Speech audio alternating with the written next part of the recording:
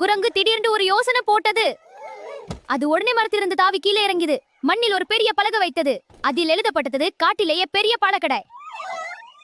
பெரிய பசுமை காட்டில் எல்லா மிருகங்களும் அமைதியாக வாழ்ந்து கொண்டிருந்த. ஆனால் ஒரு நாள் காலை மட்டும் வேற மாதிரி இருந்தது. பெரிய மரத்தின் மேலிருந்து கீழே பார்த்தது. அங்கே யானை முத்து பெரிய வாழைக்கொட்டை நடந்து வந்தது. அது என்ன, வாழைப்பழமா? யானை, பாரு இந்த பழக்கூடைய. அடடா, ஆச்சரியமா இருக்கு. இப்ப வேகமா எடுக்கிறேன். இந்த தர்பூசணி நான் வைக்கிறேன். இந்த சப்போட்டாவை வீசி மீண்டும் பிடிக்கிறேன். இந்த காடு ரொம்ப வேடிக்கையா இருக்கு. அடடா, அங்கே ஒரு கடை இருக்கே. ஒரு ஆப்பிள் எடுத்துக்கலாம். பார்க்கலாம் நீ என்ன செய்யறன்னு. ஐயோ, இன்னொரு ஆப்பிள். அந்த நேரம் ஒரு நரி மெதுவாக வந்தது. சுட்டி யாரும் பார்க்காத போது திராட்சை எடுக்க முயன்றது. ஆனா யானை பார்த்து விட்டது. ஏய் நரி, அது எங்களோட இது. ஐயோ மன்னிக்கும். பார்த்தாயா? எல்லா வாழைப்பழங்களும் வானத்தில் பறந்தன. அடடா, அவ உண்மையிலேயே பறக்கின்றான். பாருங்கள், கிளிகள் வருகின்றன. வாழைப்பழம் பிடிப்போம். அவை பிடித்து விட்டன. ஐயோ, நான் கவலைப்படுகிறேன். தண்ணீர் தெளிக்கிறேன். அச்சோ, என் முகத்தில் தண்ணீர். ஏறு ஏறு. ஐயோ, கால் வலிக்கி விட்டது. வாழைப்பழம் கொண்டு இங்கு சிக்கிக் கொண்டு அணில் பிடிக்க முயன்றது. ஆப்பிள் நேராக அதன் தலையில் விழுந்தது. அணில் சுற்றி சுற்றி திரிந்தது. ஹேய் நரி, இந்த பழங்கள் எனக்கு. நான் எடுத்துக்கிறேன். அப்படியா? பாரிப்போ. ஐயோ, இது என்ன நீளமா இழுக்குது. ஓடணும். அதுதான் சரி.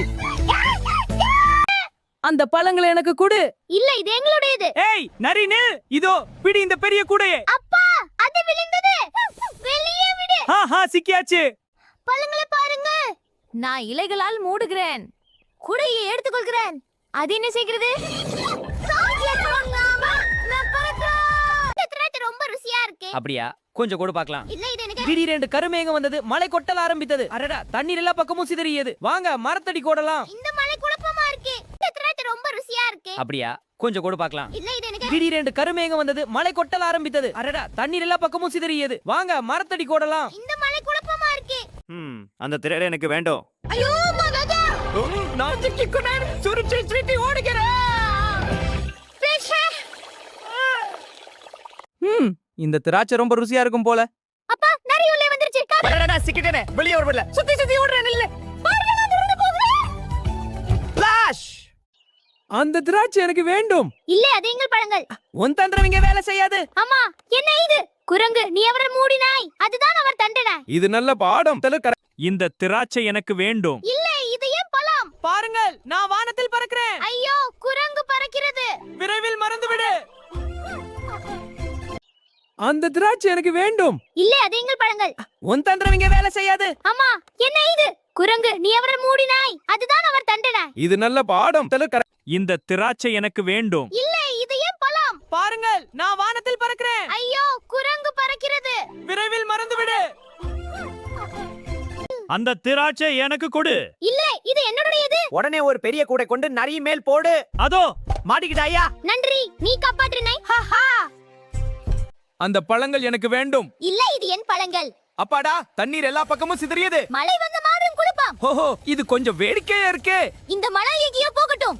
அந்த பழங்களை எனக்கு கொடு. வேண்டாம், இது எல்லாருக்கும். அப்ப நான் எடுத்துக்கிறேன். ஐயோ, குரங்கு. நான் ரொம்ப சேர போயிட்டோம். இது வேடிக்கையா இருக்கு. மழை நின்று அது இப்ப பழ திருவிழா கொண்டு. அந்த திராட்சையை நான் எடுத்துக்கிறேன். ஏய், அது என் பழங்க.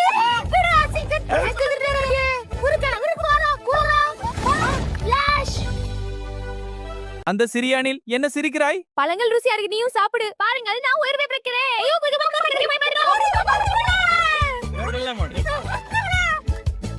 அந்த பழங்களை கொடு. இல்ல, இது எனக்கு. ஐயோ, பயமா இருக்கு. ஒளிஞ்சுக்கலாம். அந்த கூடைய தொடாதே. ஆனா இது ரொம்ப ருசியா இருக்கும்.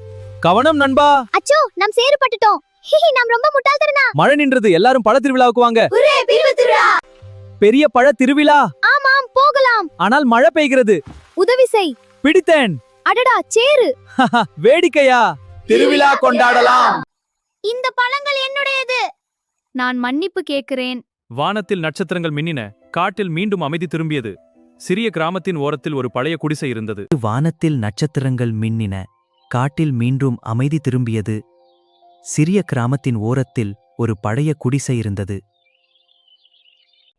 பாருங்கள் இந்த குடையில் நிறைய பழங்கள. அருமையா ஒரு பெரிய பல்ல கோப்புரம் கட்டுக்கிறேன். ஏன் இந்த மிக்க ஸ்ட்ரைக்கால ஜூஸ் தெளிக்கிற மாதிரி தூத் நான் பல்லக்கையில கிலோ சுத்தினாலும் அக்கே காலசியம். எல்லாம் சேர்ந்து ஒரு நாள் காலை இருவரும் குடிசையை சுத்தம் செய்ய ஆரம்பித்தார்கள். நான் தூசி துடைக்கிறேன், நான் தரைய தண்ணீர் ஊற்றி கழுவுகிறேன். அருமையாக வேலை செய்கிறோம். ஆம், நமது குடிசை இப்போது பளபளக்கிறது. இருவரும் சேர்ந்து வேலை செய்ததால் வேலை விரைவில் முடிந்தது. சிறிய கிராமத்தின் ஓரத்தில் ஒரு பழைய குடிசை இருந்தது. ஒரு நாள் காலை கொக்கோ நான் கொக்கோ மெம்மே நான் மெம்மே வா போகலாம் கொக்கோ. இப்படித்தான் அவர்கள் கிராமத்தில் நடந்தார்கள். கோழி பெரிய பாத்திரத்தில் சாம்பார் செய்ய ஆரம்பித்தது. ஆடு காய்கறி வெட்ட முயன்றது. ஆனால் கத்திரிக்காய் வெட்டு எடுப்பதில் மேசையை வெட்ட ஆரம்பித்தது. கோழி பயந்து கத்தியை எடுத்துக்கொண்டது. ஆடு சோகமாக நின்றது.